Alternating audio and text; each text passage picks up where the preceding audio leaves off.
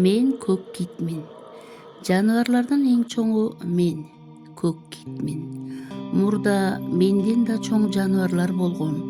Силер китептен, кинолордон көргөн динозаврлар жашап өткөн.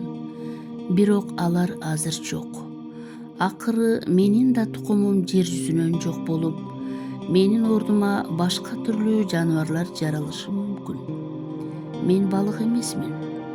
Мен деңизде балыктар менен чогуу жашагандыктан көпчүлүгү балык деп ойлошот. Бирок мен балык эмесмин.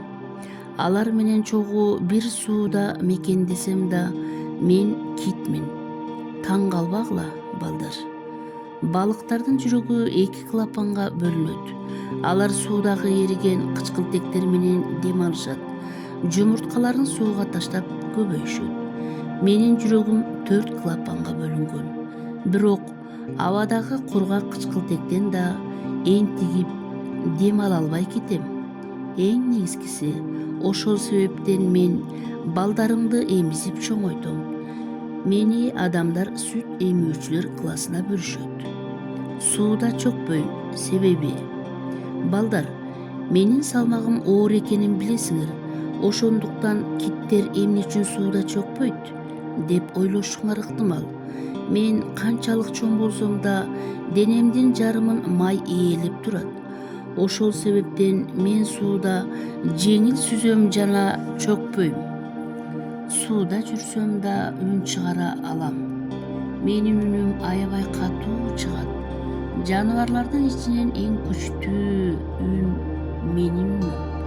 Мен угуу жана үн чыгара ала турган жөндөмүм аркылуу алыста турган досума үн чыгарып, анын үнүн угам жана сүйлөшө алам.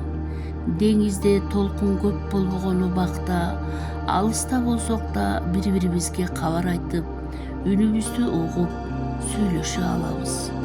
Сезүү органдарым кандай? Менин мээмдин көпчүлүк бөлүгү уга алат. Көрүү органым жыт алууга караганда эң жакшы. Бир гана жаманы, даам сезе албайм. Мисалы, балык жесем, анын даамы кандай болоорун сезбейм. Сууда тунчукпайм. Мен кадимкидей эле силердей болуп, абадан дем алам. Бирок кантип дебейсиңерби?